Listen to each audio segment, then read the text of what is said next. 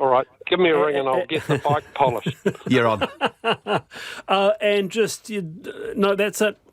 Gary, lots more questions I wanted to ask you actually about on the cathedral and the new stadium, but we'll have to leave it there. Gary Moore there, former Mayor of Ōtautahi Christchurch. It sounds like you both need a bit of a re-excursion to both the South Island. You're on, yeah, definitely. Yeah. Panel trip. A panel trip. A panel trip. Yeah. So we could just argue more about rewarding good service, and maybe I would go in and put down a big fat tip, and you both would just not, okay, right? Wallace, it's not arguing. We simply explain to you why you're wrong.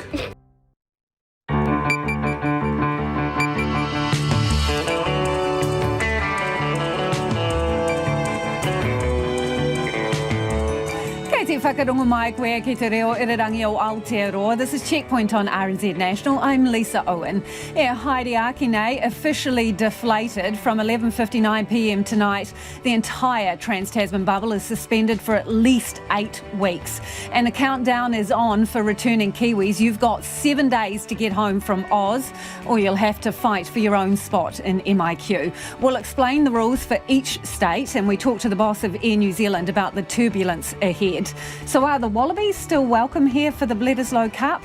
And speaking of sport, we go live to Tokyo and explore whether unvaccinated athletes have a place on the international stage in competition. What's in the water in Methven? And before you ask, yes, there'll be an update on the Orca. RNZ News at 5. Kia ora, ko Susana Leata with DNA. The Prime Minister is urging any New Zealanders in Australia to come home. Quarantine-free travel from all Australian states and territories is being suspended from midnight as the Delta variant there takes hold. The rules vary by state for returning New Zealanders. Jacinda Ardern says anyone who has been in New South Wales can only return via Sydney and stay in managed isolation for 14 days, while those who have been in Victoria must have proof of a negative pre-departure test and must immediately self-isolate upon return to New Zealand and return a negative day 3 test before ending their period of isolation. Jacinda Ardern says people should not be travelling to Australia in the next 2 months. The Wallabies might still travel to New Zealand for 2 Bledisloe Cup tests after the 8-week travel bubble suspension threw the series into uncertainty. There's 3 tests scheduled between the All Blacks and the Wallabies next month in Auckland, Perth and Wellington. Prime Minister Jacinda Ardern says the Wallabies may be able to play in New Zealand if they travel within the next week and haven't been in New South Wales. Rugby Australia says the Wallabies are in Queensland and have been in a secure bubble. New Zealand Rugby says it's working with the government. It's considering all options, including bringing the Wallabies across the Tasman. Fijian authorities say 87 crew members and passengers infected with COVID-19 have been placed into isolation on 4 inter-island ships. They are the latest group amongst more than 4,000 COVID-positive people to have been turned away from hospitals because there are not enough beds. Christine Ravoy reports. Fiji's Chief Medical Advisor, Dr. Chamisa Tundravu, says the Health Ministry has set up a home care support system for those isolating on the ships and at home. This includes delivering food and medical supplies to the vessels. Dr. Tundravu says the ministry is also monitoring the people at home with follow-up telephone calls. Fiji now has over 16,000 active cases in isolation, with more than 160 deaths reported. Pay talks between the Police Association and the government have stalled. In a letter to members this afternoon, the police union says meetings between the two sides have been cancelled over the past couple of weeks at the request of the police. The association's president, Chris Cahill, says the police have been unsuccessful in getting more money from the government to improve the offer.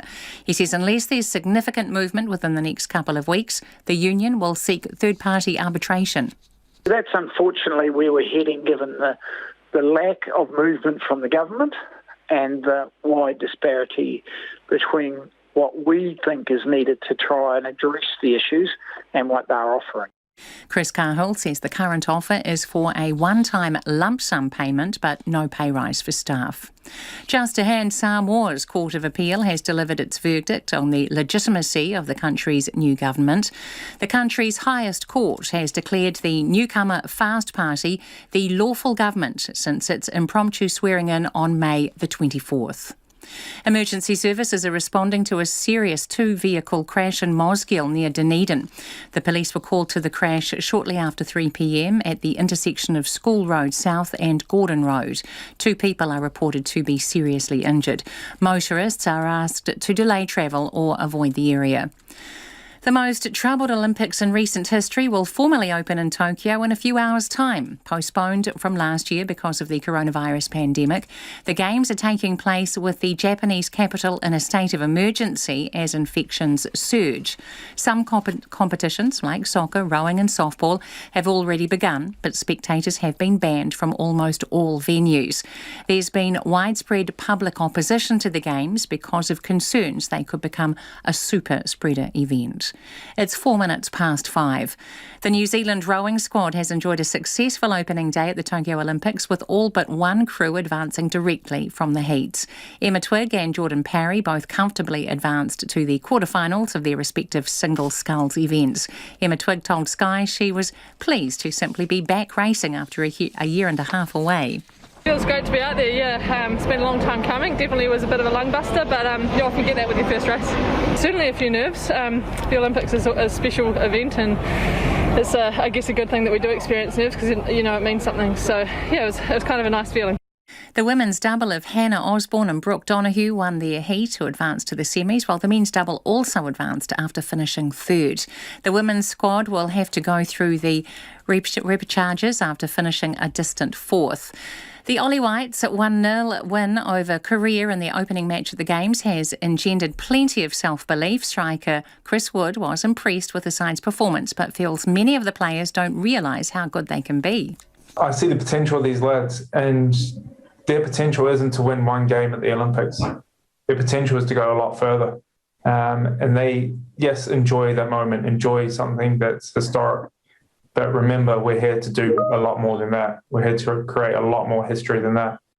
The next match is against Honduras on Sunday. That's the news. Tomorrow morning, 2 hugely successful writers, Amy Tan, and how she made peace with her complicated mother, and how David Mitchell got to understand the inner life of his autistic son. We'll hear the case for making the voting age 16, and jeweller Carl Fritsch, whose irreverent approach to valuable materials has brought him international success. Call Kim Hillaho. Join me tomorrow morning from 8 on RNZ National. The short forecast now from Met Service to midnight tomorrow. Northland to Taumaranui, including Coromandel Peninsula, Bay of Plenty and Taupo. Partly cloudy tonight, a few showers, some possibly heavy. Showers easing, retreating to Coromandel Peninsula, Auckland and Northland by tonight and becoming fine elsewhere. Gisborne and Hawke's Bay, a few showers, clearing southern Hawke's Bay tonight, becoming fine, gradually easing elsewhere throughout the day tomorrow. Taranaki and Taihape to Wellington, also wide at upper. Fine or becoming fine. Nelson and Buller, partly cloudy, a few showers in western Nelson and Buller, clearing tonight. Buller, Marlborough, Canterbury, Otago and Southland, fine apart from a few areas of evening and morning cloud or fog. The odd shower about Stewart Island until early tomorrow. And for Westland and Fiordland, fine apart from isolated showers in western Fiordland. Chatham Islands, partly cloudy. RNZ National at 7 minutes past 5. Thanks, Susana. Tēnā koutou katoa, no mai haere mai ki checkpoint I tēnei rā. Ko Lisa Owen tēnei. The trans-Tasman bubble has officially burst, and with it, the plans of those hoping to visit loved ones across the ditch. The government today announced quarantine-free travel with Australia will be suspended for at least 8 weeks from 11:59 p.m. today. It's now organising managed flights out of all states to get up to 20,000 New Zealanders home. Here's our political reporter Charlie Drever with the details. Emma Johnson's plans to finally see her parents since before lockdown, now in tatters.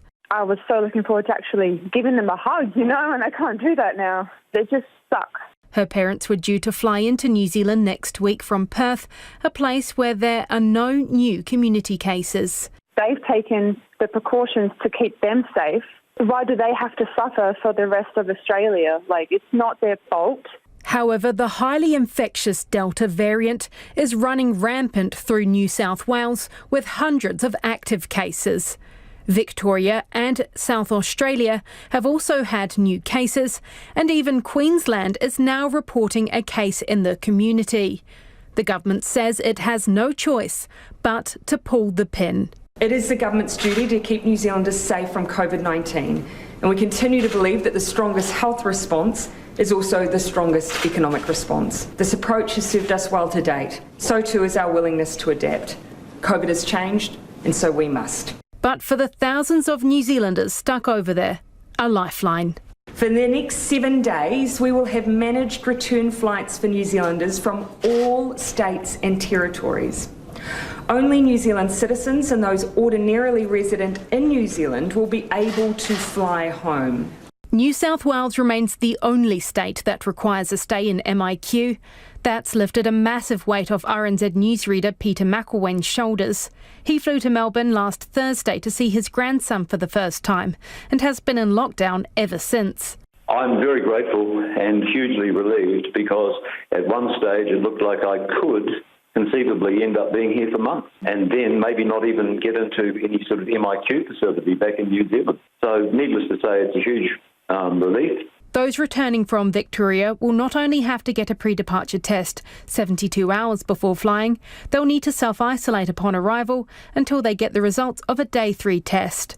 But in practice, National Shane Ratty is questioning how that will work. It all sounds a little bit loose to me. I understand what they're trying to do to have a medium level of scrutiny, but I think there's some workflow attention that really needs to be looked at there. The bubble suspension is another blow to the already struggling tourism sector.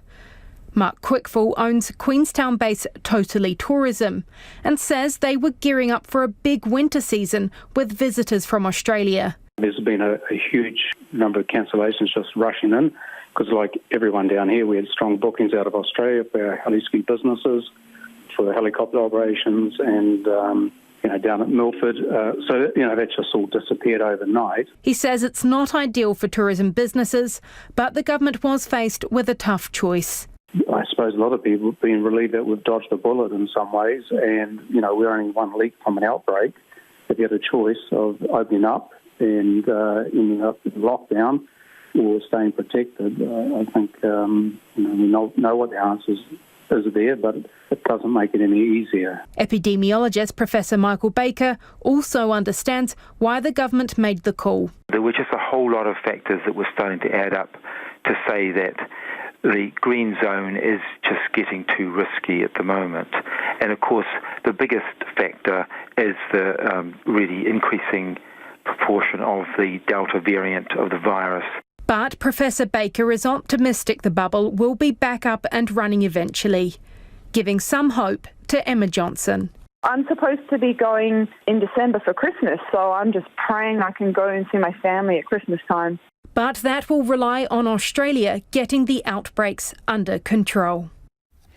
So it's a different deal for New Zealand returnees depending on what Aussie state they are in. New South Wales is the worst hit with 136 new community COVID cases in Greater Sydney today, with Kiwis heading home from there required to go straight into 14 days of MIQ.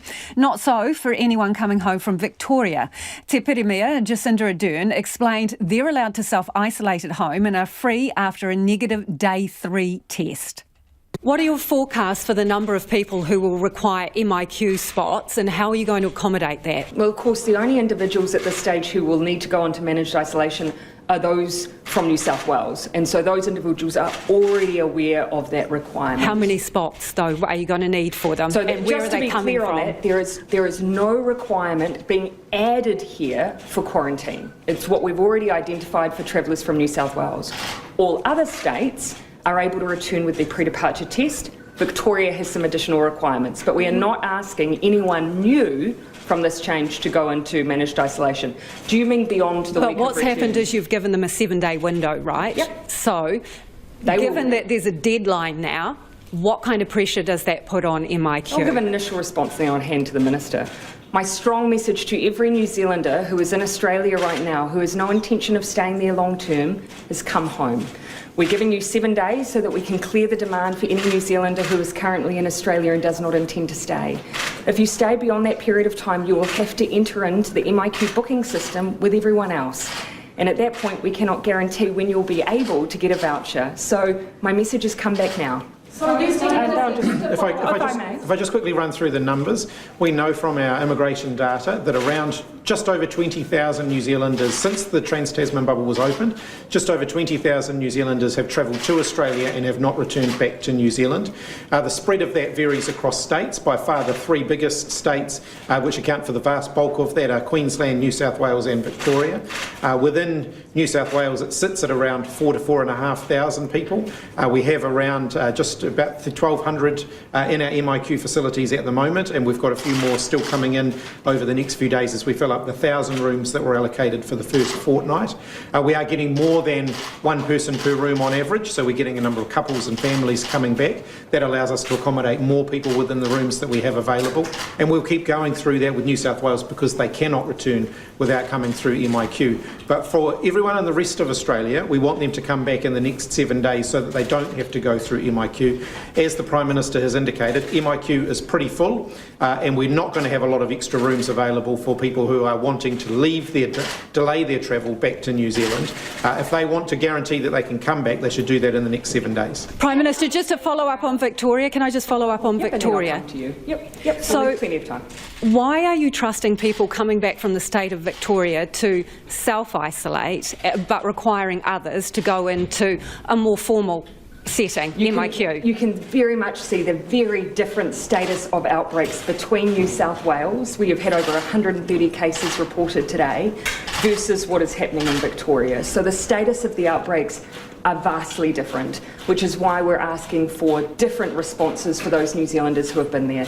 The threshold in New South Wales, given the fact that it is very clearly in the community, we're asking people to go into MIQ. For Victoria, it'll be a two-step process: pre-departure testing and then a test once they've come back to New Zealand. Prime Minister, the Bledisloe Cup Wallabies, are they going to be allowed to come to New Zealand? Will you accommodate them in MIQ? What's going to happen around that? So two points that I think this is a useful juncture for me to point out. The week that we have available for New Zealanders to return, there will be some New Zealanders who will not be eligible to return in those 7 days because they may be caught by being in a location of interest in, say, Victoria, or may need to self-isolate for other reasons. We will work through with those New Zealanders their return because, of course, it's beyond their control that they can't come back in that 7-day window. Likewise, if there are significant economic issues that are brought up by the closure in that 7-day window that can be resolved, then we have a delegated minister to work through any of those issues. However, it must be in the 7-day window. We're not making exemptions outside of that. Everyone else has to go into quarantine. So, Prime Minister, am I hearing you correctly? If the Wallabies can make an economic case in that 7 days, you may accommodate them to come here, and as long as they're not in New South Wales, they won't have to go into MIQ. There's issues to be worked through there, but what we were very clear in principle, as what we were very clear on as a cabinet, it must be during the same time that New Zealanders are able to return without quarantine.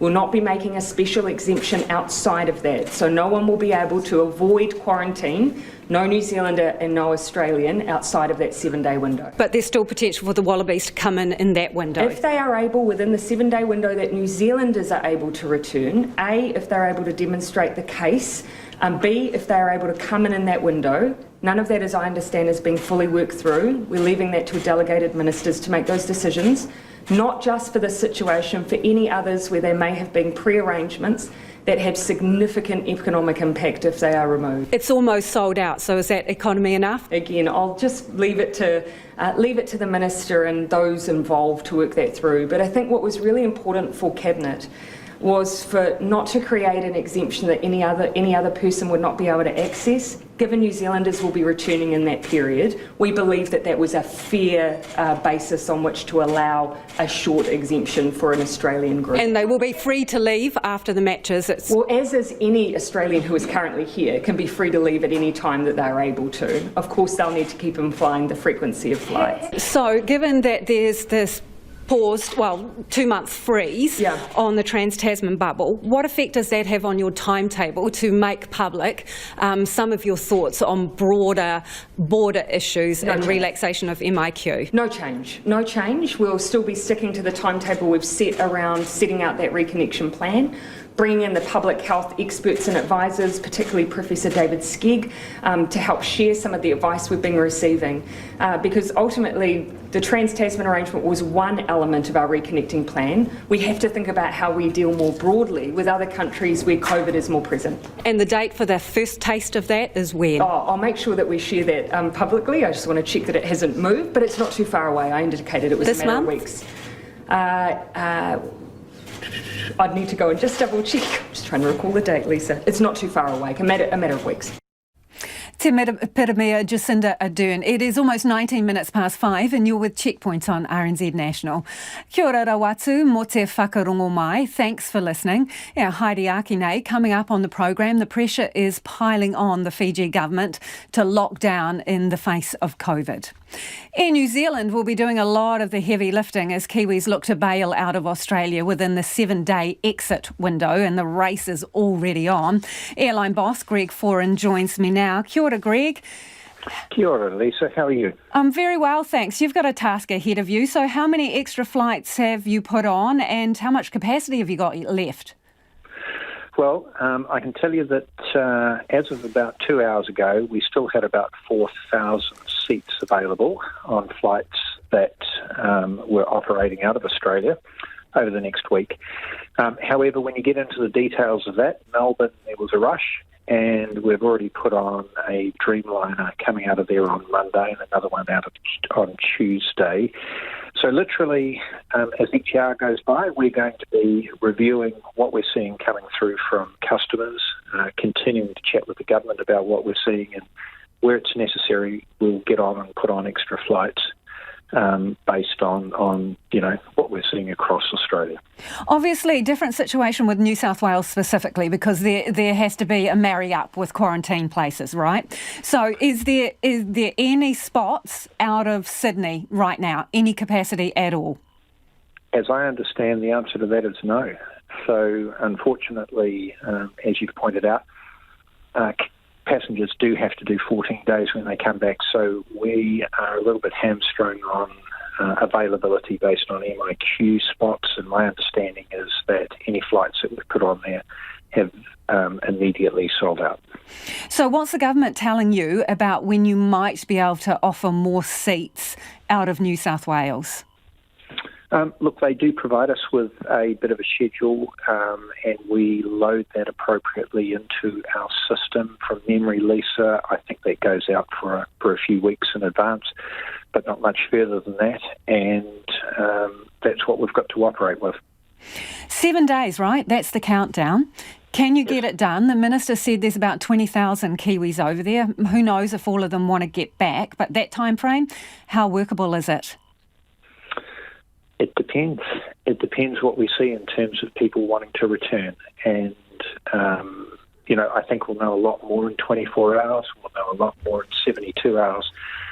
If we need to put on more flights, then we'll do that to the best of our ability and see if we can achieve what everyone wants, which is to be in a good position by this time next week. But really a bit early to say exactly how this is going to play out. So the bubble, while shut down for 8 weeks at the very least, what does that do to Air New Zealand? Well, it's a situation that I guess we've been dealing with now for the best part of 18 months, haven't we? Whether it's lockdowns in Auckland or Wellington, whether it's a bubble that opened on the 19th of April and has been in various stages of, if you like, disrepair since that date. We're reasonably used to it. Now, this is a little bit more significant because it's all of Australia as opposed to just one state.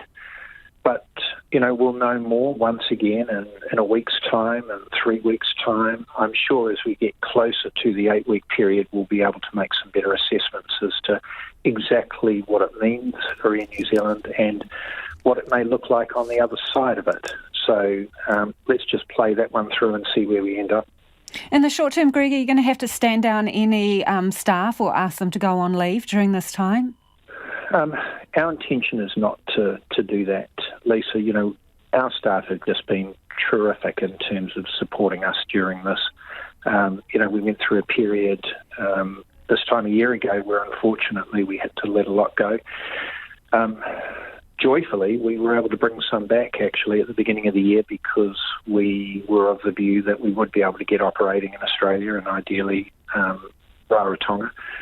So we brought some back. We're now, unfortunately, in this pause position. We'll want to hold on to our people and see how this plays out. It doesn't mean that some people may want to take an option of taking some leave or even leave without pay, so I won't take that off the table.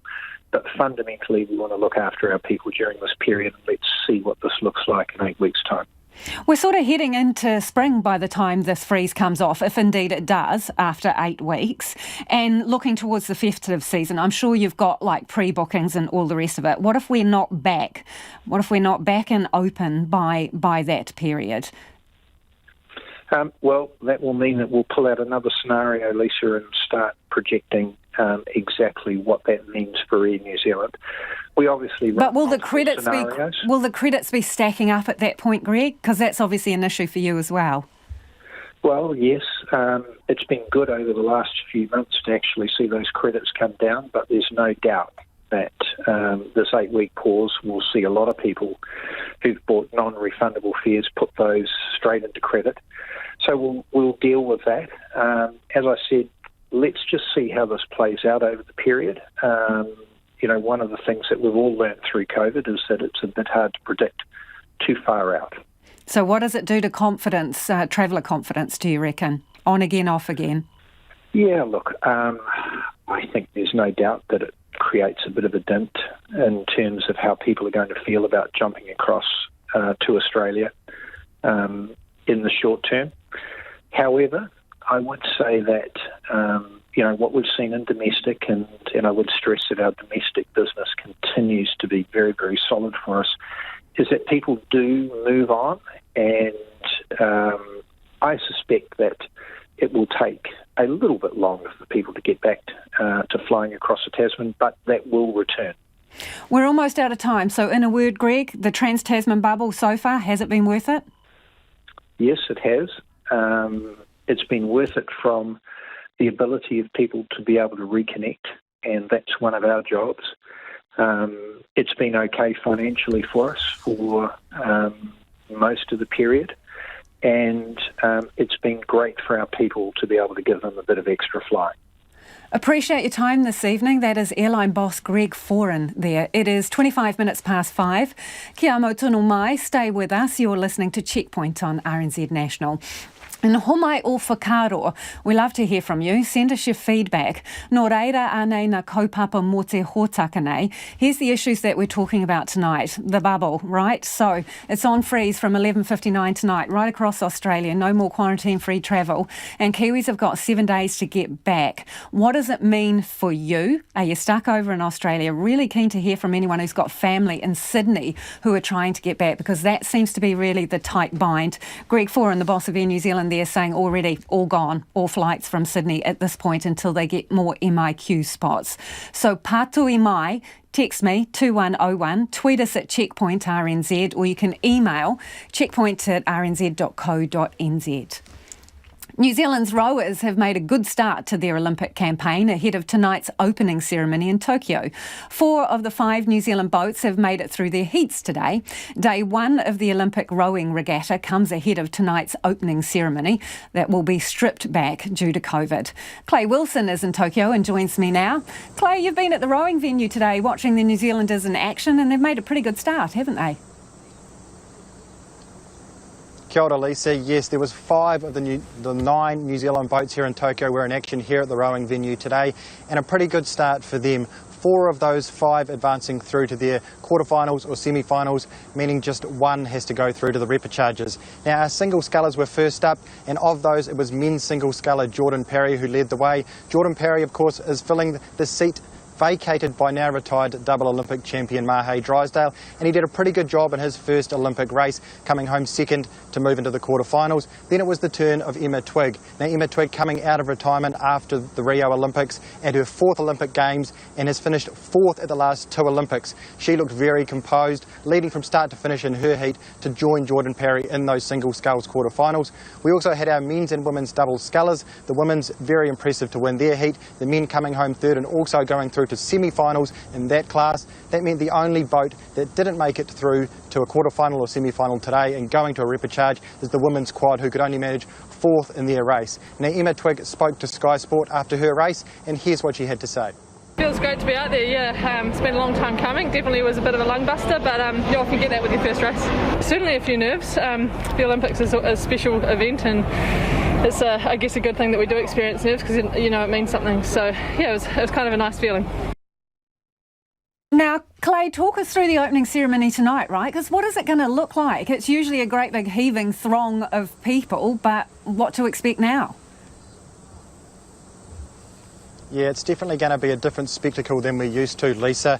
No spectators, of course. We're hearing around 950 journalists and officials will be the only ones in the stands at the Olympic Stadium, and of course a lot less athletes. The New Zealand Olympic Committee confirming just 10 out of the 211 athletes in the New Zealand team will be there tonight at the opening ceremony. Now that compares to 60 at the last Games in 2016 in Rio, so a big drop there. Now, of course, this is partly due to the fact that some athletes haven't even arrived here in Tokyo yet. Athletes can't move into the Olympic Village until 5 days before their event.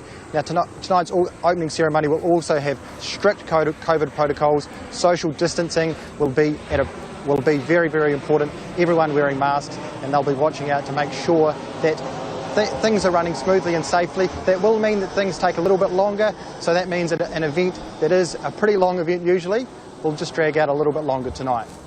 Clay, it sounds like you're in a flight path there, which brings me to my next question about the Czech team, right? They had an interesting journey to Tokyo, and there's an investigation that's underway. Yeah, that's right. So four members of the Czech team were already positive before today. Today confirmed 2 more are positive. Both of those are athletes. That means out of the 6 that are positive, 4 of those are athletes and 2 are officials. Now, the Czech Olympic Committee, in response, have come out and launched an investigation into a charter flight, into a flight that came from Prague, the capital of the Czech Republic, here to Tokyo in Japan. Those officials say that investigation will focus on whether all COVID-related safety measures were upheld before, during and after the flight. They also want to look into if any particular individual broke any rules which may have led to these cases. They do, however, say, the Czech team, that all the others on that flight have been tested and have all come back negative. So some good news among the bad news there for the Czech team. Thanks, Clay. Ko Clay Wilson, Te Rā no Tokyo. Clay Wilson joining us there live from Tokyo.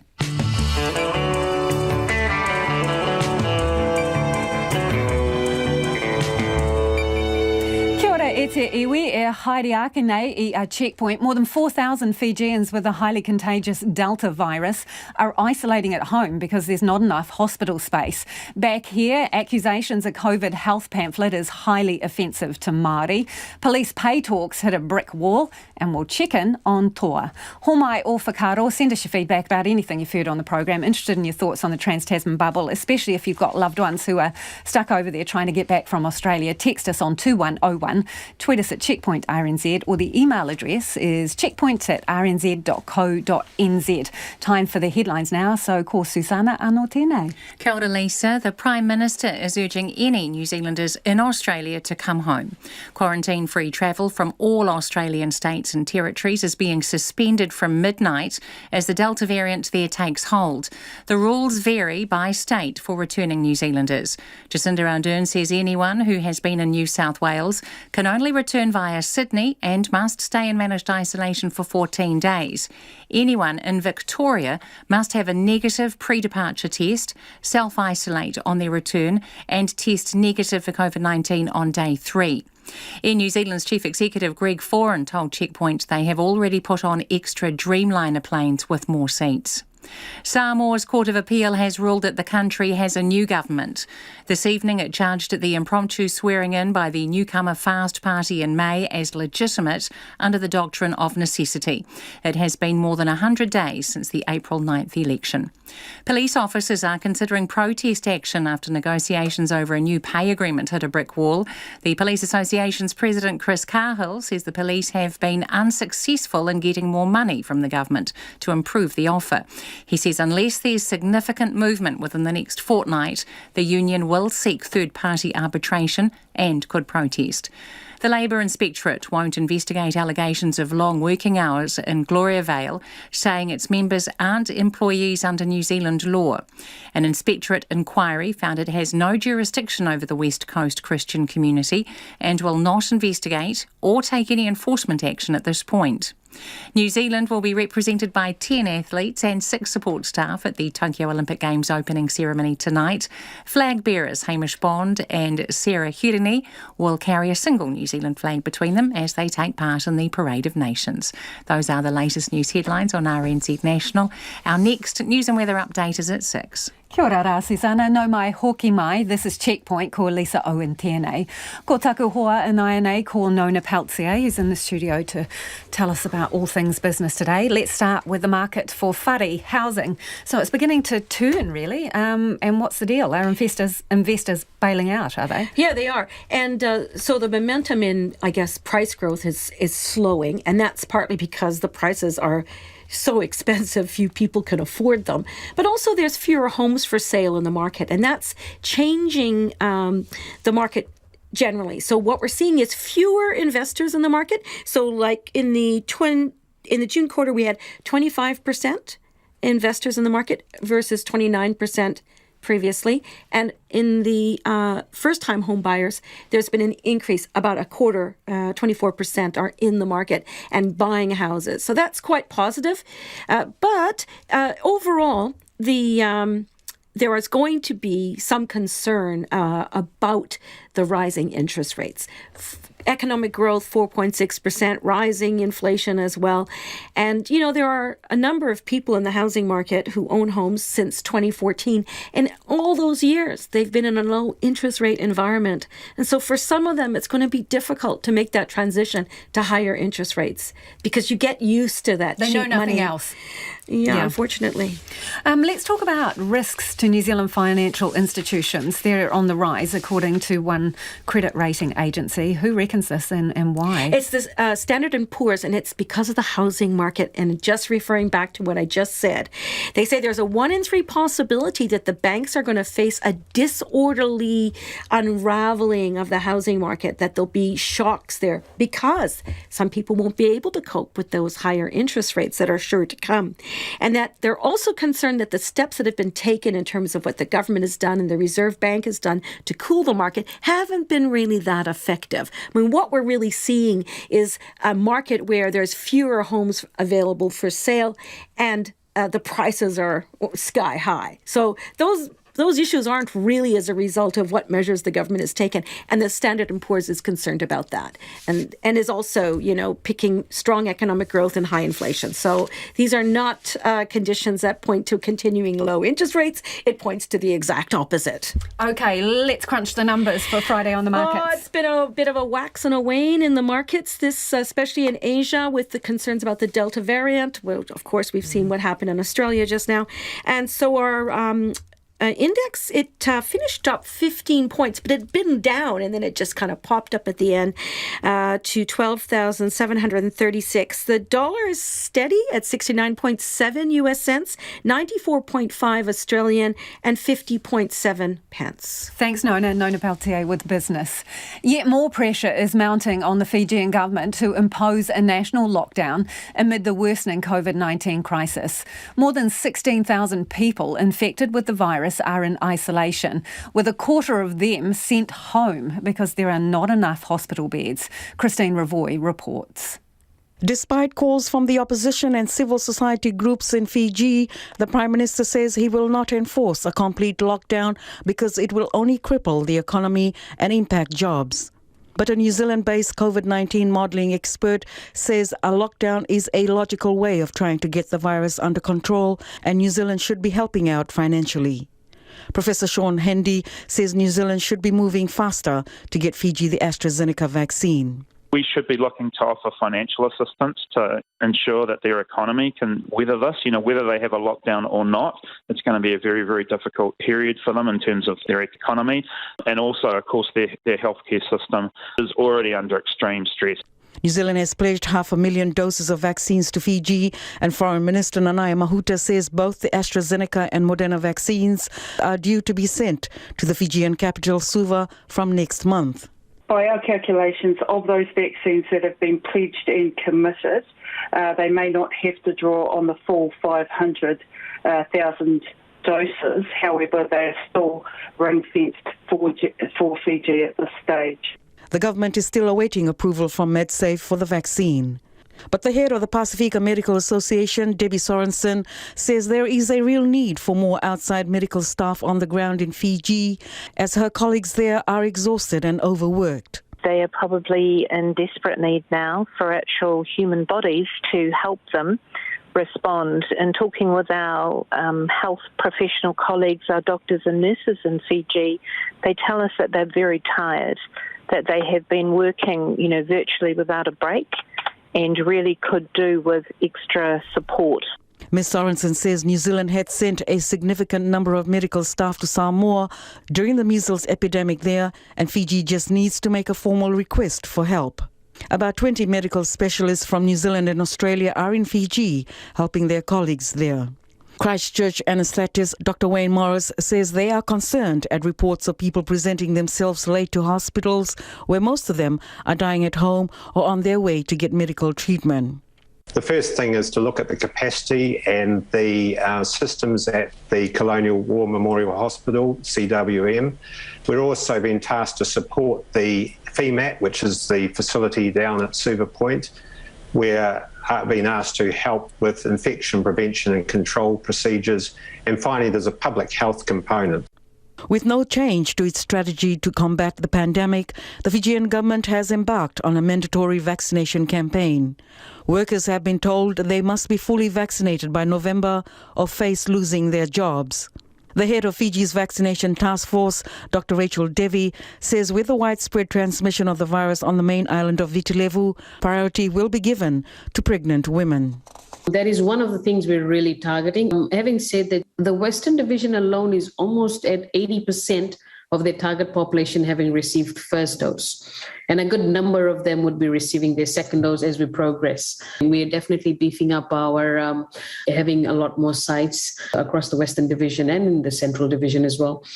A total of 428,524 Fijians, or 73% of the target population, have received their first dose of the AstraZeneca vaccine, while 90,531, or 15.4%, have got both jabs. Fiji's daily average test positivity rate is now at 29.7%. The World Health Organization threshold is 5%. Negotiations over a new pay agreement for police officers have hit a brick wall, with the Police Association saying the government has shown a lack of respect for the job they do. The government's offer is for a lump sum payment into the banks of police staff, but no actual pay rise.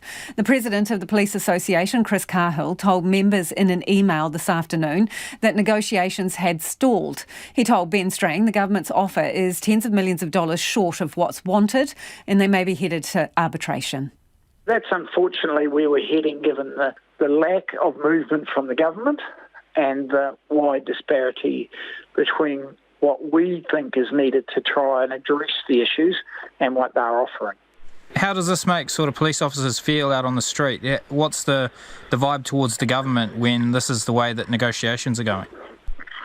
Well, it's an added kick in the guts, really. So you've got the whole thing when the pay freeze was announced.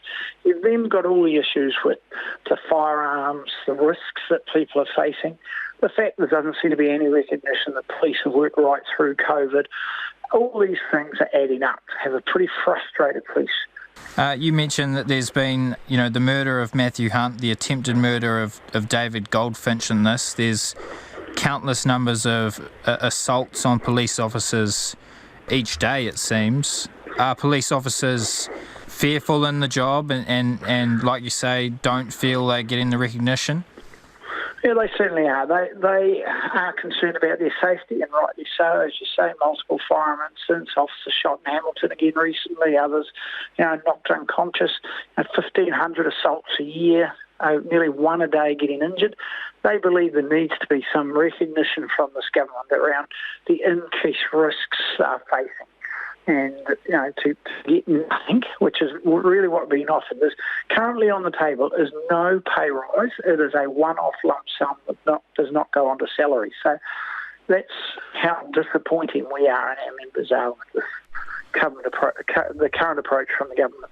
And do you think the government have any sort of leg to stand on? Obviously, they say that the country has been through it tough in the past year and a half, 2 years with COVID. There's a lot of private businesses that have done it tough, and so they're tightening the purse strings. Is that legitimate? They're the private businesses that receive significant wage subsidies. Billions of dollars has been paid out. We know that the government's tax take is up. We know that the books are a lot better than they ever forecast. And clearly we also know inflation is looming. It's now up to 3.3%, forecast to go to 4%. So the police officers that worked throughout COVID need to be recognised as well. What would you say the time frame is for when this may head to arbitration? Well, as I say, we think we need to see some significant movement from the government in the next couple of weeks. We don't see any other way. But bearing in mind, we also have our members who have a view that we need to be more vocal around protesting the lack of support from the government around the pay round, and that's something that we'll be factoring in as well. And to be clear, the police, strike action, that sort of thing, that's out of the question, isn't it? That's something you're not allowed to do. What sort of protest can the police actually do around this sort of stuff? Well, certainly industrial action such as strikes we can't do, but that doesn't mean that we can't seek more public support in similar veins to other work groups can do. So, we've got a number of things that we could look at, but we'd much rather get around the negotiating table with a fair offer from the government that actually addresses some of the issues we've raised. And look, we can say police would like to be able to do that as well. At the moment, we're hamstrung by the government's lack of support. That was Chris Cahill speaking to our reporter Ben Strang. It is 5:45. I'm Lisa Owen and you're with Checkpoint on RNZ National. He muriaki i ngā pita kōrero after the news at 6. Should top sports people and national teams be able to compete on the world stage if they're not COVID vaccinated? Officials are investigating how a COVID-19 pamphlet showing a cartoon virus with a full-face moko being kicked was able to make it through quality checks. The Bay of Plenty health staff have apologised over the material, which encouraged people to give COVID the boot. It has since been pulled, but MPs are among those wanting to know how it was produced in the first place. Nita Blake-Person reports. The images, which included Bay of Plenty District Health Board branding, first came to Labour MP Tamati Coffey's attention yesterday. He says they were shocking. The COVID virus had a mata order, full-face moko. That concerns me.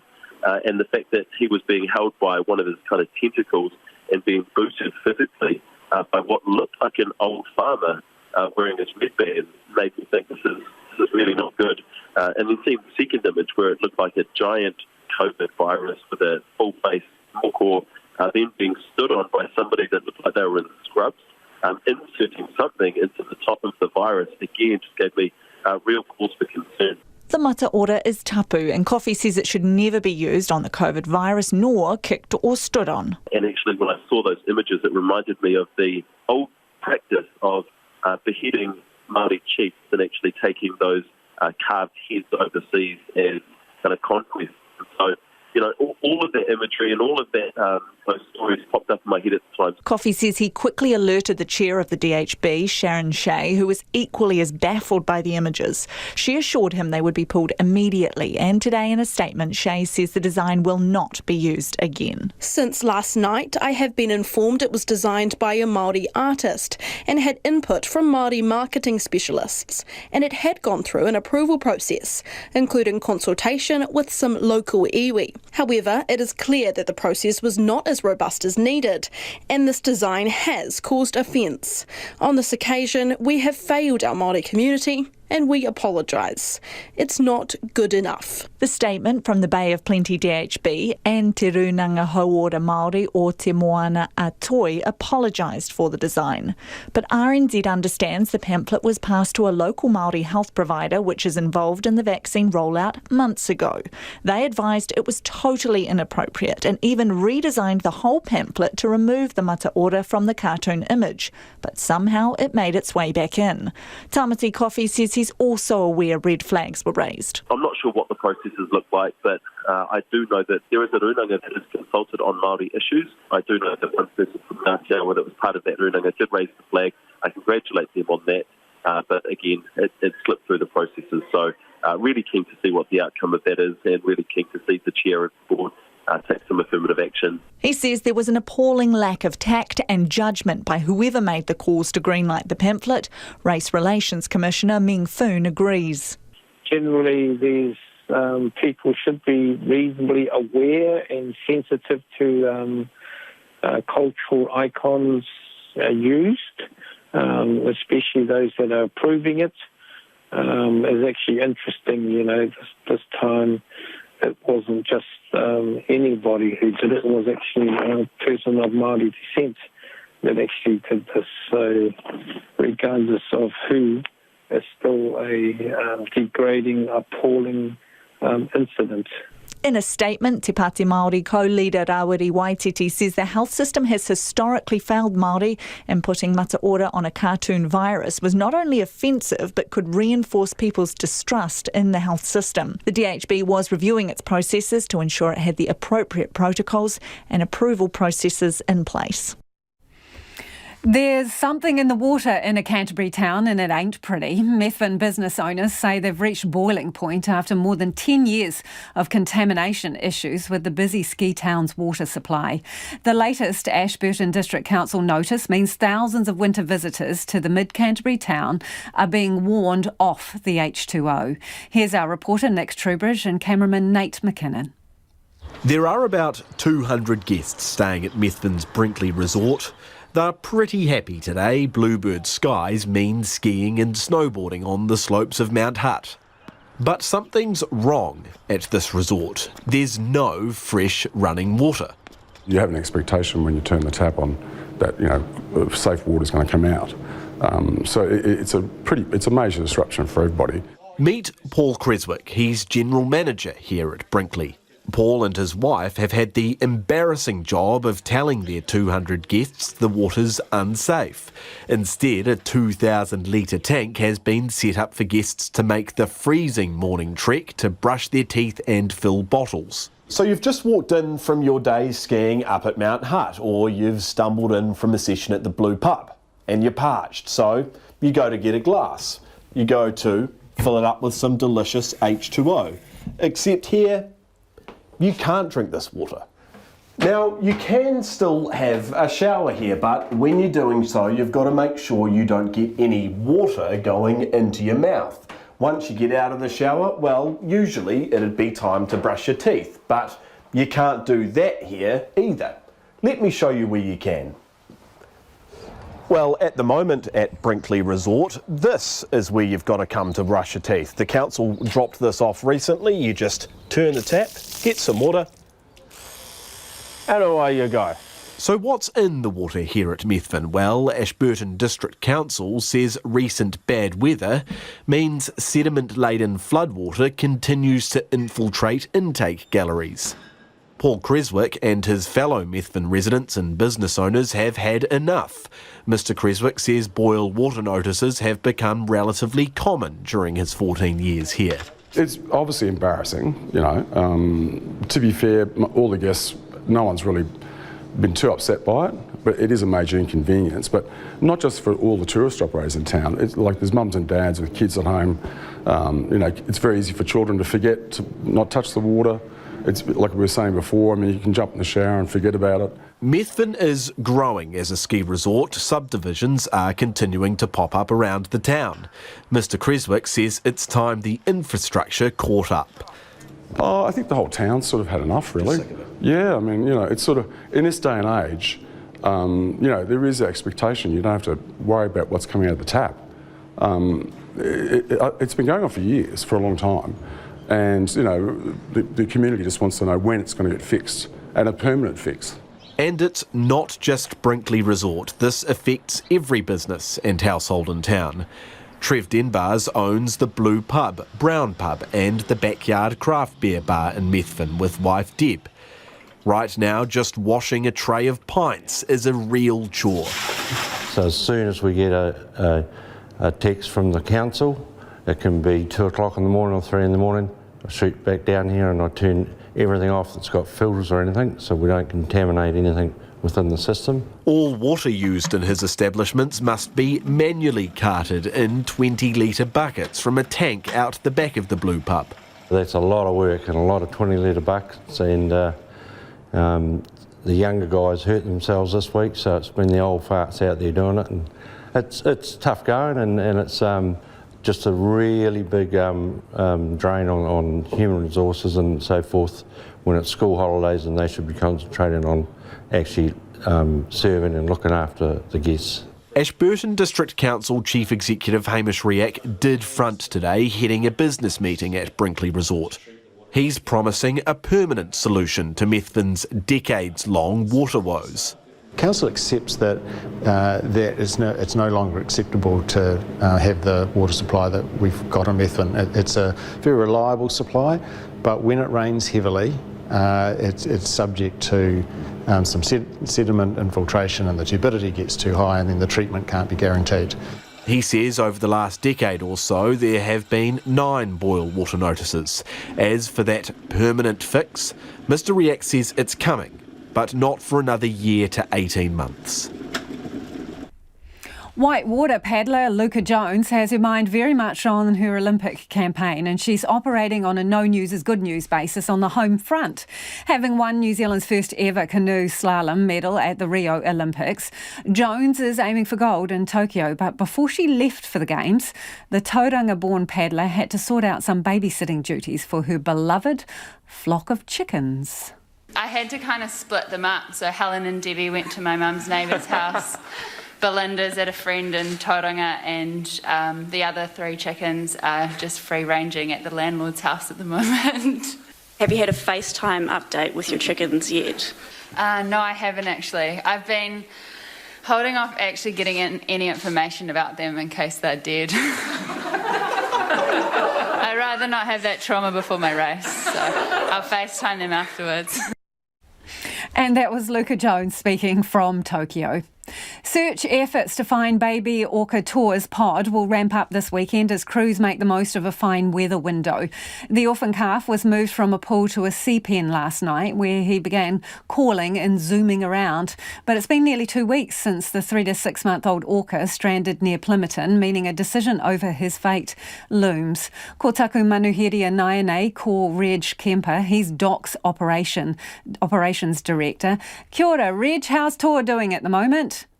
Kia ora. Well, I've just left him, and he was in his pen, being well looked after by the volunteers on site, and he was moving around and making noises and so forth, so he appeared to be okay. So how's he liking being back in the sea pen versus the pool? When they first released him into the sea pen, he made a few clicking noises and took some dives and little spurts, so I think it was a great relief to him to be back in the sea. And his injuries, how are they at the moment? He seems okay. He didn't feed for a little while, but he's taken 2 feeds earlier today, and so he seems to be back to relatively good health.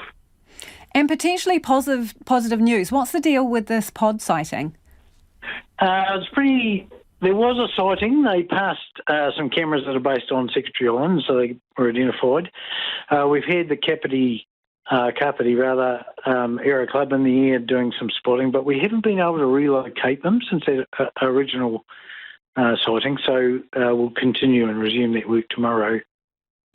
Yeah, so it is coming out, close to 2 weeks now, isn't it? So, are you going to have to start making some pretty tough decisions on this orca's fate? Look, I can tell you from my involvement over the last couple of days that it's a fairly difficult situation. It's very complex. There's a lot of emotion connected to it. Everybody involved has the long-term interest of Tour at heart. There are a range of views around how to best achieve the best outcome overall. But we're going to have to do some planning and work through that. There's no decision at this point. At the moment, we're just totally focused on trying to get them reunited with that pod and trying to track that down. Reg, I noticed you called him Toa then. You're the first DOC person I've spoken to who's used the name that was given to the orca. Does DOC have a policy around that? I don't think so. We're genuinely trying to improve our way of speaking in DOC. I mean more, Reg. Sorry to interrupt. Sorry to interrupt, Reg, but I meant more from the point of view that obviously giving a creature a name brings with it a whole lot of emotional investment. And I was just wondering whether DOC chooses not to use the orca's name for that reason. Well, I'm not aware of a policy, but I just chose to use his name. Okay. So how can public still help you now? The best thing that we can get is any orca pod sightings. That's the most important thing we need. And you need quite a bit of detail, don't you? Yes, please. So where they are, time, number, all that sort of thing. Okay, well, hopefully with a good weather window over the weekend, there may be good news. Thanks for your time, Reg. That's Reg Kemper.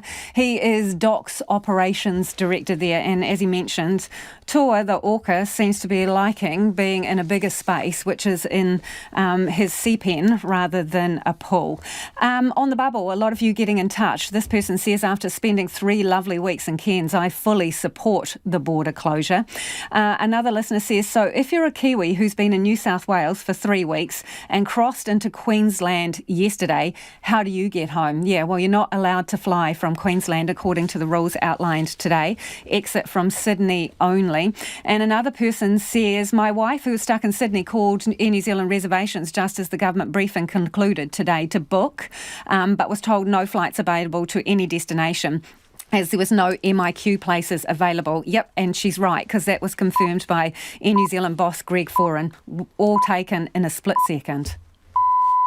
RNZ News at 6. Ngā mihi nui ko Susana Leatawa tēnei. The Director General of Health says suspending quarantine-free travel reflects the increase in the public health risk posed by COVID-19 in Australia.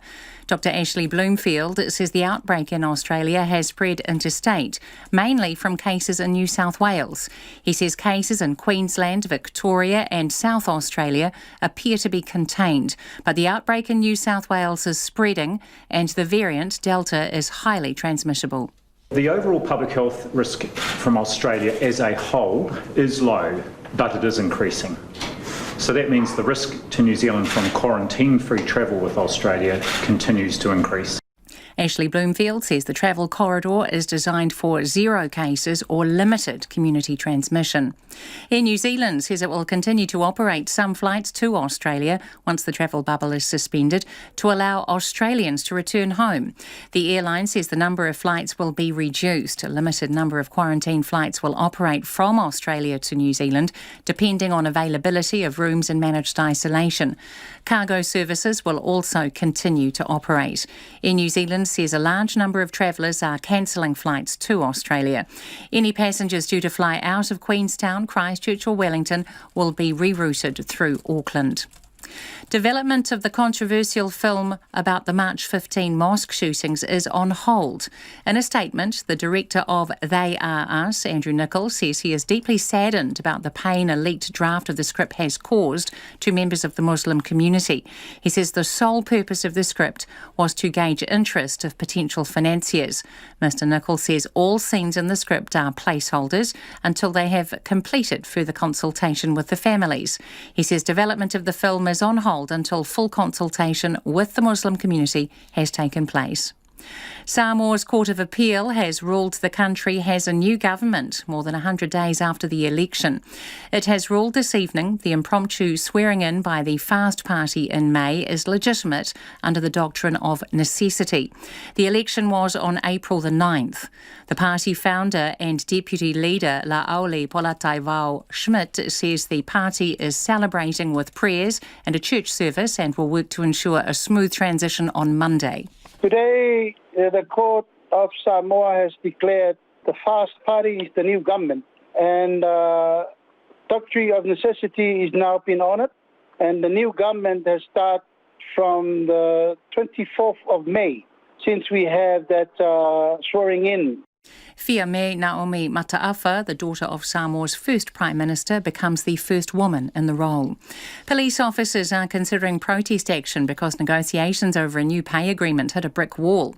The Police Association's president, Chris Cahill, says it's been unsuccessful in getting the government to improve its pay offer. He says unless there's significant movement within the next fortnight, the union will seek third-party arbitration and could protest.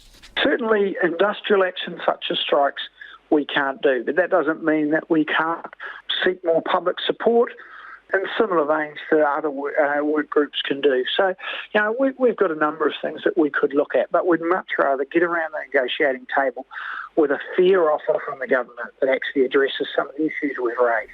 Chris Cahill says members were offered a one-time lump sum payment but no pay rise. The Labour Inspectorate won't investigate allegations of long working hours in Gloriavale, saying its members aren't employees under New Zealand law. An Inspectorate inquiry found it's no jurisdiction over the West Coast Christian community and will not investigate or take any enforcement action at this point. Inquiries into their employment status were conducted in 2017 and 2020. It found employees are people who have agreed to do any work for some form of payment or reward under a surface contract. The Inspectorate says Gloriavale members didn't have the expectation of being paid as individuals. It will continue to monitor the situation. The Department of Conservation will take photos if it finds the Orca pod, reported to be on the Kapiti coast, to identify it. Toa, the Orca calf, is in a stable condition at the Plymouton Boating Club north of Wellington after stranding 12 days ago. A sea and air search has been looking for his pod south of Raumati this afternoon. The Department of Conservation's Marine Species Manager Ian Angus says they will be able to identify if it's Toa's pod via their unique markings. Searches will continue in the morning. It's coming up to 5 minutes past 6. New Zealand flag bearer Sarah Hirini nearly didn't make it to Tokyo in time to lead the New Zealand contingent in tonight's Olympic Games opening ceremony. The Rugby Sevens players had a flight cancelled yesterday and Hirini only arrived in Japan overnight. New Zealand has dual flag bearers with rower Hamish Bond in the role. The two-time Olympic champion Bond is attending his fourth Olympics, but tonight's opening ceremony is his first. Sure to be somewhat muted compared to times in the past without the spectators in the stands, but I think the symbolism of all the countries being there together and the flag bearers representing their Olympic teams, I think that point will still get across. Just 10 New Zealand athletes and 6 support staff will parade in the ceremony. The All Blacks Bledisloe Cup and Rugby Championship tests have been plunged into doubt after the government paused the quarantine-free travel bubble with Australia for 8 weeks. The All Blacks are due to play 3 Bledisloe tests against Australia in Auckland on August the 7th, Perth 2 weeks later, and in Wellington on August the 28th. New Zealand Rugby is now working with Rugby Australia and SANZAAR on possible scenarios that will see those tests and the Rugby Championship involving South Africa go ahead. The Wallabies have been in a bubble on the Gold Coast since the conclusion of the test series against France, and Rugby Australia CEO Ande Marino says they are regularly tested for COVID-19. That's the news. Tonight on Nights, Tira Moana rapidly selects a mixtape. Country Life is milking goats and checking out One Hill Country Farm's attempts to adapt to low wool prices, which kind of ties in with the Friday Night Live act, French for Rabbits. And because Yvette Williams leapt to gold at the Helsinki Olympics on this day in 1952, we've got a Sonic Tonic dedicated to jumping on Nights of me, Brian Crump, after the news at 7 on RNZ National. Now, the short forecast from Met Service to midnight tomorrow. Northland to Taumaranui, including Coromandel Peninsula, Bay of Plenty and Taupo. Partly cloudy tonight with a few showers, some possibly heavy. Showers easing and retreating to Coromandel Peninsula, Auckland and Northland, and then becoming fine elsewhere. Gisborne and Hawke's Bay, a few showers clearing a southern Hawke's Bay and then becoming fine, gradually easing elsewhere throughout tomorrow. For Taranaki and Taihape to Wellington, also Wairangi upper. Fine or becoming fine today. Nelson and Buller, partly cloudy. A few showers in western Nelson and Buller, clearing this evening. Marlborough, Canterbury, Otago and Southland. Fine apart from a few areas of evening and morning cloud or fog. The odd shower about Stewart Island until early tomorrow. For Westland and Fiordland, fine apart from isolated showers in western Fiordland. Chatham Islands, partly cloudy. RNZ National. It's coming up to 8 minutes past 6. Kia ora rā e ho, no mai hoki mai. This is Checkpoint, ko Lisa Owen tēnei. New Zealand Rugby League is considering the future of unvaccinated players on the world stage after pulling out of the 2021 World Cup in the UK because of COVID safety concerns. It's not convinced the organisers' biosecurity plan was up to scratch, and it says there was no detailed plans to get players home to New Zealand via MIQ after the tournament. Australia's pulled the pin too. But NZRL boss Greg Peters admits there's also an issue with the number of people in the Kiwi contingent who are not vaccinated. How big was the Kiwi contingent going over? What were the numbers? 90, 100. And what percentage of them were vaccinated? Well, currently, you know the New Zealand statistics of the general population, it's probably about 8 to 10%. And probably not a lot in this age bracket just yet. And then when you add the overlay of different views on taking the vaccine among our people and our demographic, particularly for their own personal reasons, and we respect those reasons, it's quite a large percentage that we would be sending up there potentially unvaccinated. When you say our people and our demographic, what do you mean specifically? Well, Maori Pacifica makes up 86% of our game, and within those groups, there's quite a high percentage of people who choose not to vaccinate or have some concerns about vaccinating. Sports teams have the ability to make an application to get priority for vaccination, and obviously that's what's happening with the Olympians. Did you do that for these players? We've been speaking to the government regularly about both MIQ places and vaccinations, and that's that yes, the Olympians have been vaccinated. That currently isn't the position for our players. And remember, of course, big chunk of them are in Australia, so there's different regimes over in Australia than there are in New Zealand. So to be clear, Greg, would the government not offer priority for vaccination for the players that were available here in New Zealand to be vaccinated? That's not something we've advocated or discussed in great depth with the government. I mean, So why wouldn't you have that conversation? You talk about being an employer and wanting to keep your employees as safe as possible. Vaccination is a key factor in that. So why not have the discussion and try and get them priority? Is it just that they didn't want it anyway? What I've said is there is a percentage of our player group that would worry me, the size of that percentage, that may not choose to take the vaccine. So, Greg, you're basically saying a lot of the players in your squad wouldn't take it. There's a percentage of the players that comes, and that therefore is one of the elements of consideration when we consider the safety of our people. By no means is it the only element. But would you accept that vaccination is a significant safety measure? I'm not a medical person, and there are various schools of thought, and I think about how this is going to play out in terms of vaccinations and new variants of COVID-19. So, did you encourage your players to get vaccinated?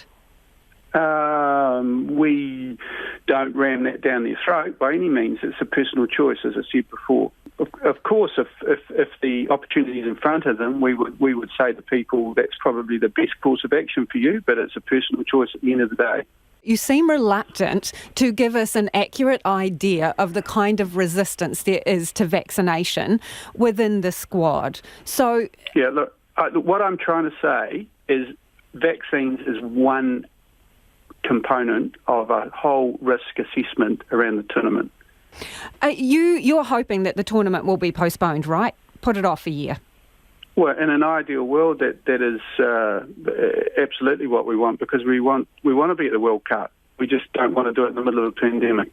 But what difference will that make if there is a postponement, if you still have a significant number of your players who do not wish to be vaccinated?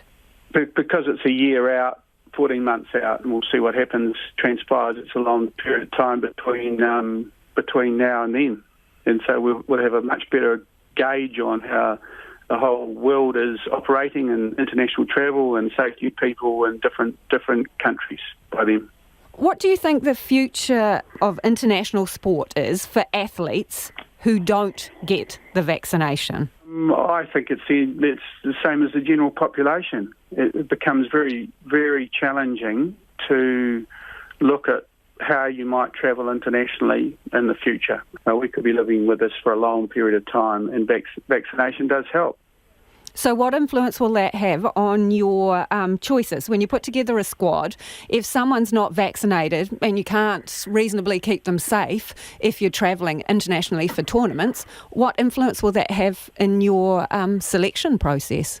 I will consider it in due course. We haven't determined that at the moment. Other codes have made some decisions in that space, but that's at the moment not something we've firmly considered as a policy one way or another. Yeah, what's your thinking around it generally?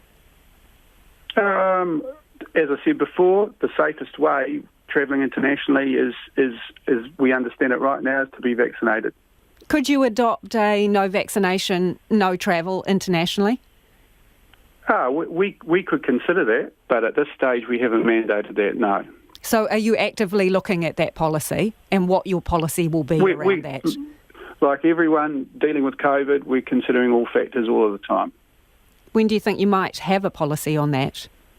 In due course. And that is NZRL boss Greg Peters there, and he did tell me he'll be getting the COVID vaccine when he gets the call up. If you're a New Zealander in Sydney without a flight home, you could be stranded there for some time. It comes as New South Wales recorded a record 136 COVID-19 infections overnight, with officials describing the outbreak of the highly contagious Delta strain as a national emergency. And as Alice Stewart reports, for those Kiwis stuck, it could be a very long wait. The trans-Tasman bubble has officially burst, with the government suspending all quarantine-free travel from Australia for at least 8 weeks from 11:59pm today. The Prime Minister telling New Zealanders they have just 7 days to get home. For the next 7 days, we will have managed return flights for New Zealanders from all states and territories. Only New Zealand citizens and those ordinarily resident in New Zealand will be able to fly home. But 5 Air New Zealand Mercy flights from Sydney over the next 7 days were sold out within minutes of that announcement. Those passengers will have to spend 14 days in MIQ. Up to 20,000 New Zealanders across Australia are urged to return home within the next week before the bubble is paused completely. Victoria recorded 14 new infections today, but the cases are all linked. As that state appears to have the outbreak under control, New Zealanders there won't have to go into MIQ, but will need to undergo a pre-departure COVID test, self-isolate at home in New Zealand, and do a day 3 COVID test. Sue Dow landed this afternoon on one of the last flights in from Brisbane. The news breaking as she was in the air. She says she is relieved to get home just in time. We've just arrived back, and it's good news for us because we're in time, but it's not good news for our family in Australia that we're going to come in a month. So we're actually quite gutted about that.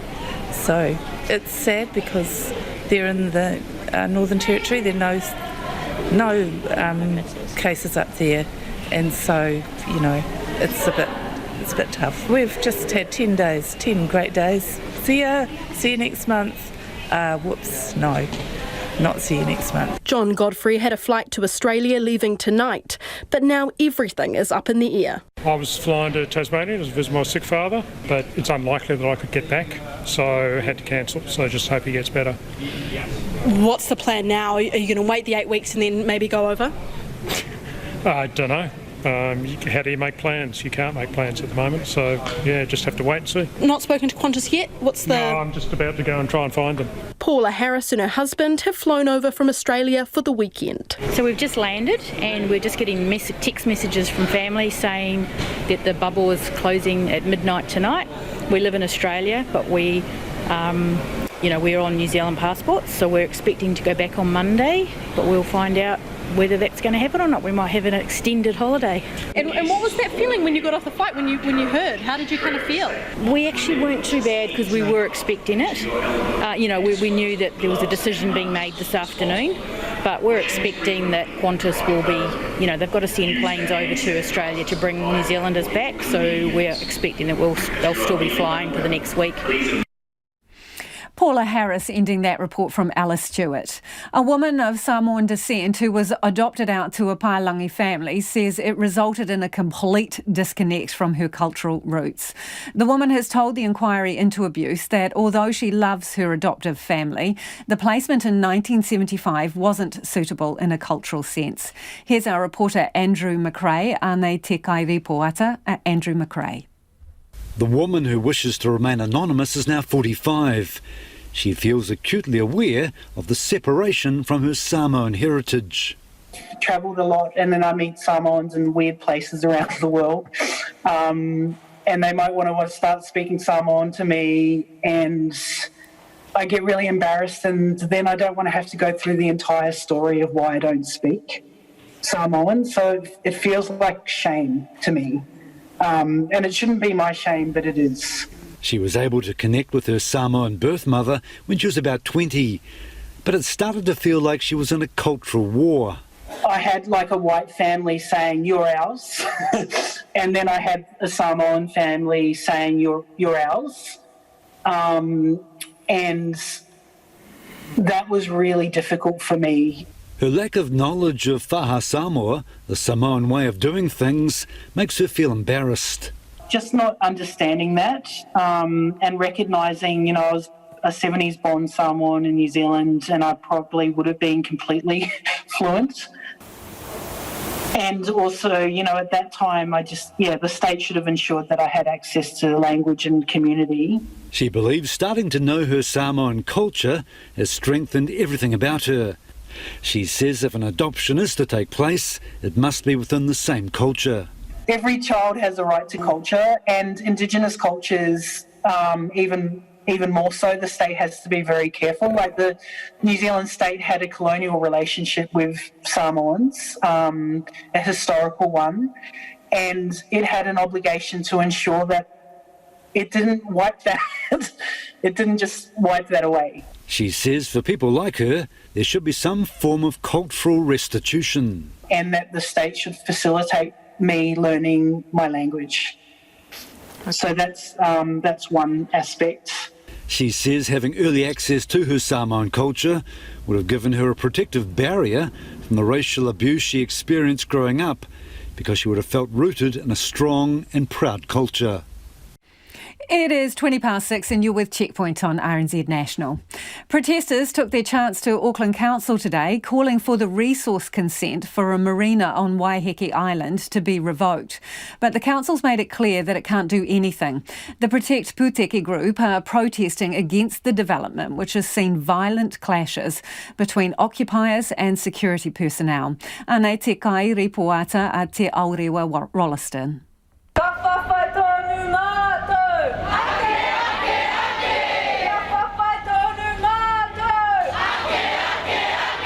Tangata whenua, conservationists and supporters standing together, their message loud and clear. They have spent 4 months at the Kennedy Point Marina site on Waiheke Island, fighting to save the pristine area of Pūteke Bay from a development the size of 8 football fields. Today, outside the council building, they again called for government ministers and the Auckland Council to revoke the consent for the development, which was granted in 2017. Those opposing say it endangers the native species of little blue penguin, or korora, at the site. The Ngāti Pawa Trust Board have also been in the Environment Court fighting the private 186 berth marina and have shared their dismay with some of the protest group's tactics. Emily Meyer Weiss has been leading the protest group Protect Pūteke and told the crowd privatisation of Pūteke Bay was stealing from the community and iwi. To have Auckland Council consent to this bay to be privatised is a huge insult to tangata whenua, the natural environment, and to our mātauranga and our own history. If this marina was to be put there, we lose that connection and ability to tell that story in that space. She says a consent granted did not mean the development was right. We have stood up and fought for this for years now. The Ngāti Power Trust Board, Save Kennedy Point, the Waiheke community have stood up and fought this through the courts to the extent that they could, yet the courts have still recognised the right for a resource consent to be there.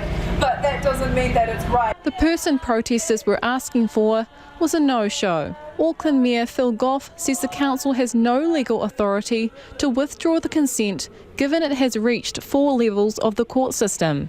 A representative on behalf of Mr Goff said today he wouldn't meet protesters to hear their concerns. No one's coming down to speak today. We're here to receive a petition, if there was one, to hand and make sure that it goes on to the Mayor and the Chief Executive. Bianca Ranson, an environmentalist from Mauri o Te Moana, a group researching the health and well-being of the ocean, was at the demonstration. She says the construction site and works aren't being done in best practice for the welfare of the penguin species and the ocean. What we are asking is that Auckland Council is held accountable, the Department of Conservation is held accountable for their failing actions to protect our bay, our taonga species and the Mauri of a moana that is on the brink of ecological collapse. Mayor Goff says the development will go ahead and the council's priority is to ensure the consent conditions, including the revised Korora Little Blue Penguin Monitoring and Management Plan,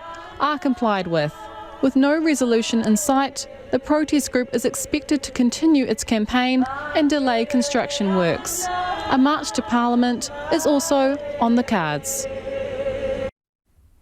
The small, predominantly Māori communities in Te Tairawhiti, north of Gisborne, are almost fully vaccinated against COVID-19. In Te Araroa this week, close to 200 second doses were given over 2 days by local vaccinators. Our reporter Tom Kitchen rolled up his sleeves to see how the rollout in Matakawa area at the top of the East Cape went. The sun shines through bright and early on the East Cape. The lighthouse keeps a watch as a few hundred residents wake, ready for a new day. On this day, it's about keeping the community safe. In the shadow of Te Matarau Maunga, and just a short stroll from Te Moana Nui a Kiwa, stands Hine Rupe Marae. It's here where more than 100 Te Araroa locals will get their second COVID shot over 2 days. I meet vaccinator Gina Chaffee Apodi from Ngāti Porou Haora. She explains why vaccinating is so crucial for the community. I think it's really important because we have travellers, we have people like you that come from Radio New Zealand. We don't know where you've been, and we keep quite a tight-knit community. So when you're in a tight-knit community and people from out of the district come in, we don't know where they've been. So we protect ourselves so that we protect our pakeke. Pakeke are adults, she explains. Our pakeke are the most important people in our tamariki and our whole lineage, and our pakeke because they have the knowledge and the wisdom of our area and where we live and what we do, and we've got to keep them safe and ensure that they're protected from their tamariki that move everywhere. I ask her what the vaccination experience is like. She's been a vaccinator on the coast for about 40 years. For some people it's really scary, and in the end the decision-making process is maintaining te no rangatiratanga, ensuring that we protect people's rights and their decision-making. So encouraging them and explaining in detail as they require. Vaccinator Karen Clark-Paenga understands why people get nervous. As a vaccinator, I used to be terrified of needles, and I even fainted when I got my ears pierced, and my brother, he gives it to me all the time because of that, and it kind of gave me the passion to try and make it less painful and be more kinder and empathetic. She explains the process of getting the jab. It starts with the pre-vaccination. Making sure they're well, what medications they're on, and making sure they're fully informed about, they know what they're having and what's involved. And the post is when they sit in observation, up the coast, they can sit there and have a kōrero and doesn't feel like they're having an injection, they're catching up with the gossip. Now it's time to get my own vaccination. I didn't arrive in Te Araroa expecting this, but Ngāti Porou Haora have an open door policy. If you walk in, you get offered a vaccination. Gina's my vaccinator. After running through a quick few questions, she gets right to it. I'm just going to get you the smallest needle possible because you're a thin man. I'm going to check where I can put this. It's going to go in your deltoid muscle, and we're going to make sure that it's in the right proximal region. So I'm going to just inject in there, small needle, and I'm going to go straight through here and vaccinate. Can you feel that? Okay, slowly in, and now that's your vaccine given. Oh, I could feel that. It wasn't too bad. Right, now I'm going to sit down here for 20 minutes. How am I feeling? You can help yourself to a cup of tea too, and yes, rest for 20 minutes. Easy. Look, well, thank you so much. And just sitting here waiting just to chill out after my vaccine. Talk in 20 minutes. Hi, well, it's actually been a lot longer than 20 minutes. It's actually a few hours later after getting my first dose of the COVID-19 Pfizer vaccine. And I'm feeling absolutely fine, absolutely nothing wrong at all. It's just been so long because I've just been chatting with everyone, having a cup of tea and kōrero and kai, and just meeting everyone in the marae. It's been really awesome. Ka mau te wehe. It's now the end of the 2 days of vaccinating in Te Araroa. So I asked Gina how it's gone. We've done 122 the first day, 75 today, that's 197. We did 25 first yesterday and 6 today, and that's just brilliant. We reckon we're going to catch up the rest because we did 210 last time. And how does she feel? Somehow a frog decided to come and jump in my throat, and I feel well, but my throat doesn't. So that's funny, I must have talked so much, telling everybody how to look after themselves. Kia ora. So that's it. Most of the small community of Te Araroa are fully vaccinated. Now, as the sun sets on the East Cape, the whānau, hapu and iwi here can be sure they're protected. Before we go, some feedback on the icky water in Methven. This person says, stayed there recently. Water looked murky even after boiling. No notices anywhere to inform us to boil water. No wonder I've been feeling sick. That's us. Lately's here from 10 with all the day's news. Kaua e wariwari te atatero I a motu kōrero. Look online for our stories. RNZ News headlines at 6:30. The Director-General of Health says suspending quarantine-free travel from Australia reflects the increase in the public health risk posed by COVID-19 there. Air New Zealand will operate a limited number of quarantine flights from Australia to New Zealand, depending on availability of rooms in managed isolation. Development of the controversial film about the March 15th Mosque shootings is on hold. Samoa's Court of Appeal has ruled the country has a new government more than 100 days after the election. Our next news and weather is at 7. Take the pulse of the day's news every weeknight at 10. If you're worried about the health of your kids all the time, that's not a great position to be in. We're really committed to making that situation better. Lately with me, Susanna Leia-Tawa is your late night eye on the latest headlines and the people who are making them. They couldn't get any further than that because of heightened security. You with me so far? Up to date if you're up late. Lately with Susanna Leia-Tawa. Weeknights at 10 this week on RNZ National. Kia ora, Susanna, and I'm Brian Crump, getting ready for another night on RNZ National, where after the news at 7, our Sonic Tonic will be dedicated to, because on this day in 1952, Yvette Williams leapt to gold in the women's long jump for New Zealand at the Helsinki Olympics. We have a Sonic Tonic dedicated to jumping. And the 7:07 question, what are you jumping into right now? Text me on 2101, email nights@rnz.co.nz and join the fun after the news at 7. In this half hour, later on, some audio that's been getting a few clicks on the website, an interview that Catherine Ryan did with the National Poetry Slam winner, Te Kahu Rolliston. It's a rollicking interview, and he also reads out some of his slam poetry, which is quite a treat. But first off, well, it's Friday, it's the end of another week, and as we all know, a week is a long time in politics. How long? Well, this long.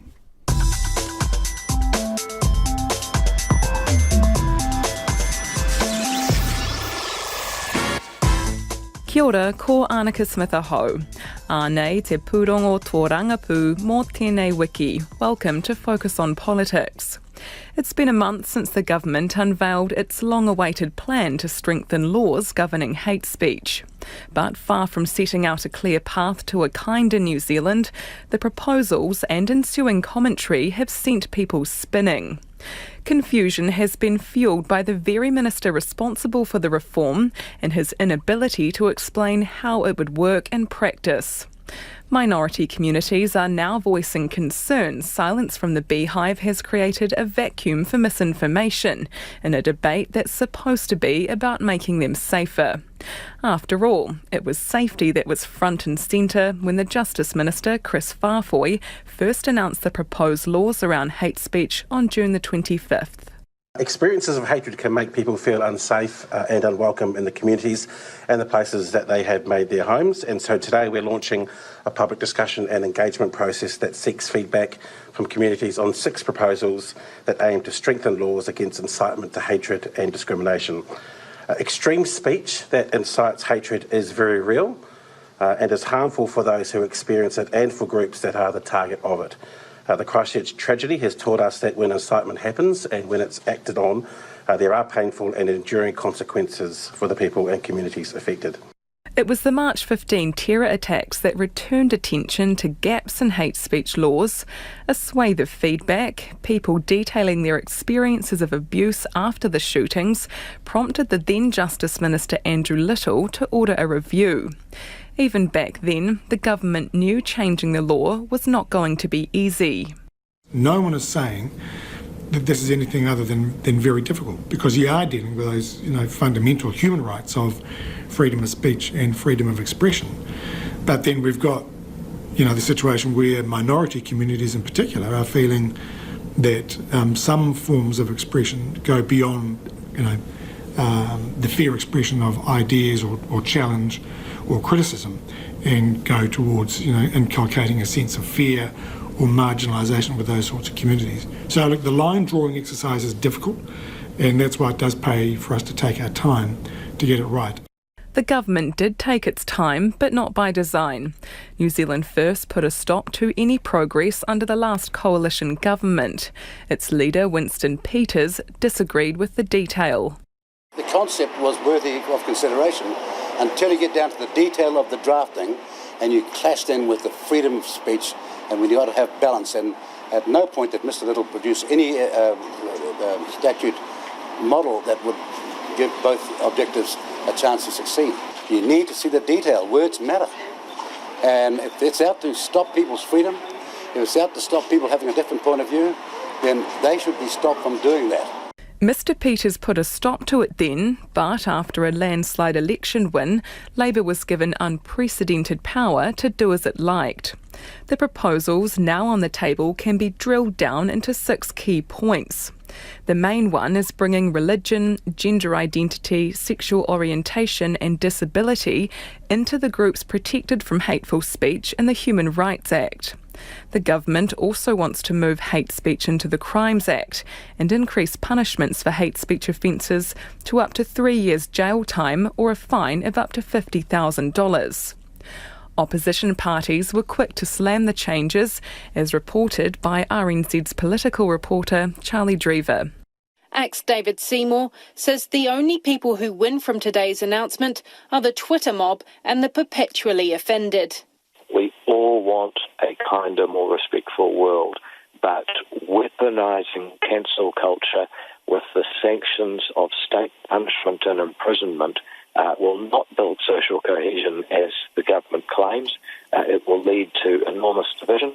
National's Simon Bridges completely opposes the criminalising of speech, except in cases of incitement to violence, which is already provided for in New Zealand law. He says freedom of speech is a fundamental right and the changes are Orwellian. Proposing changes to hate speech laws was always going to garner controversy and criticism. The line between hate speech and free speech can be murky at the best of times. Luckily, Justice Minister Chris Whāwhoi agreed to speak to News Hub Nation to clear things up. In the sit-down interview, its host Tova O'Brien grills Mr Farfoy over what would or wouldn't be criminalised under his plan. She put to him real-life examples, from criticism of transgender weightlifter Laurel Hubbard to whether millennials can hate on boomers over the country's housing crisis. If your intent is to incite hatred against them, then potentially. But again, it's up to the police and what you say. I'm the Minister of Justice, I don't get to decide that. But if it's something... we need to know your clarity of thought around the legislation though, right? Absolutely, but I think... So under this legislation, millennials could get done for... If you're talking about millennials having a go at boomers about house prices, I'm not necessarily sure if that's inciting hatred. So, Chris Farfoy's not sure if that counts as hatred. He was given another go at another example. Okay, what about if someone said that homosexuals were going to hell, like Israel Folau did? Look, this is the beauty of the current regime, Tova. I think if you are looking at inciting hatred against them, then there could be a criminal offence. So Israel Folau could have been a criminal offence? I need to finish that answer in order to make sure we give the rounded answer. There's also a civil process that if you believe that someone has used hate speech, not necessarily intentionally to incite hatred, then you could also go to the Human Rights Commission. There are two regimes here. We're looking at inciting hatred to be at the extreme end of the spectrum, which is why, as we mentioned, we're putting this in the Crimes Act, moving it from the Human Rights Act, then moving it over there, because we do believe it is a serious offence. But police could choose to prosecute Israel Folau for saying that homosexuals are going to hell. Well, I'm not going to get into the absolute details of every case here. But if they can prove that it is targeted at a group, it is targeted at a group that is protected under the Human Rights Act, and you are out to incite hatred and normalise hatred against one of those groups, then you could find yourself foul of the law. It was a confusing chapter in the hate speech debate, the minister responsible for the proposals seemingly unable to articulate how they'd work in practice. RNZ has repeatedly requested its own interview with the minister to discuss his plans and the concerns minority communities have raised. A specific invite was extended to speak at any time over Parliament's 3-week recess, but Chris Farfoy declined. A spokesperson said he did not have time. Chris Farfoy's comments have since been backed by the Prime Minister, swinging to his defence on News Hub's AM show with Duncan Garner soon after. What I know happened in that interview is he was pepper-potted with a bunch of examples, and it's not for us to determine what a court may or may not do. But Duncan, as I've already said... But no, it is for you to have a framework in the law, though. And we have a framework in the law. What we're suggesting here is, does it need to apply to a large number of groups?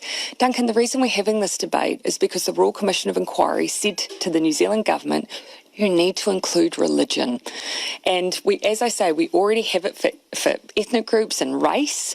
After we had the experience of a terrorist creating a manifesto, which, you know, of course, everyone would agree. Stands out. Absolutely. And so that's the debate we're having here. It is extreme. It's about inciting violence and abuse against a whole group of people. So some of the examples feel like a trivialisation of that.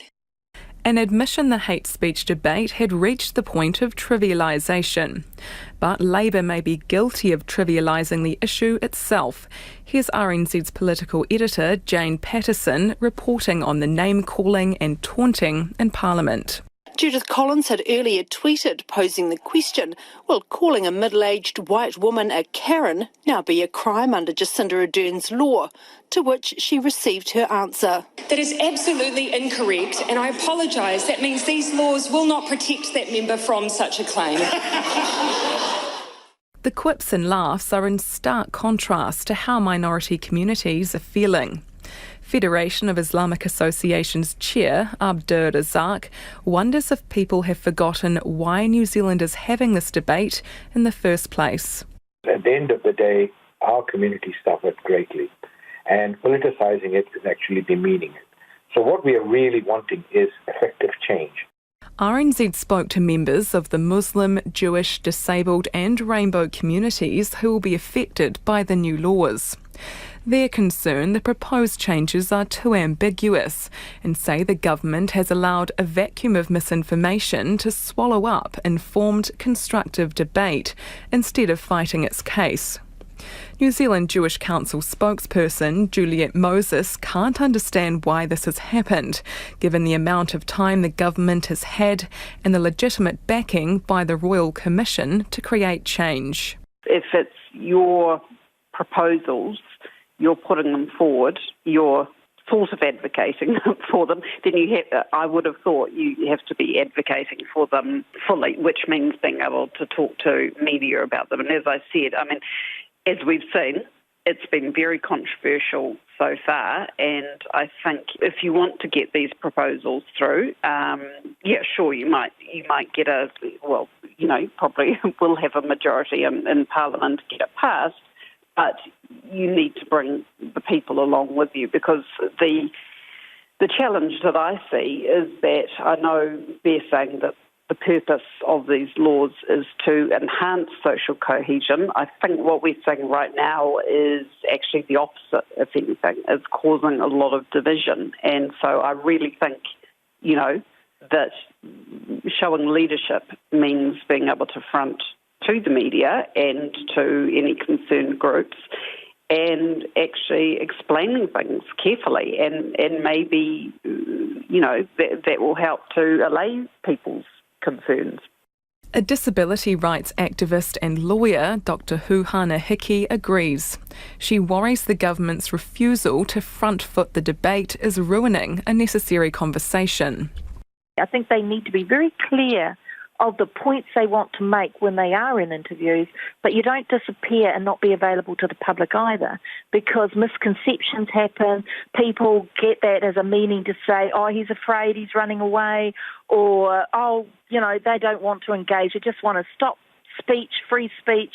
And that's when all the rumours start, all the toxic conversations start.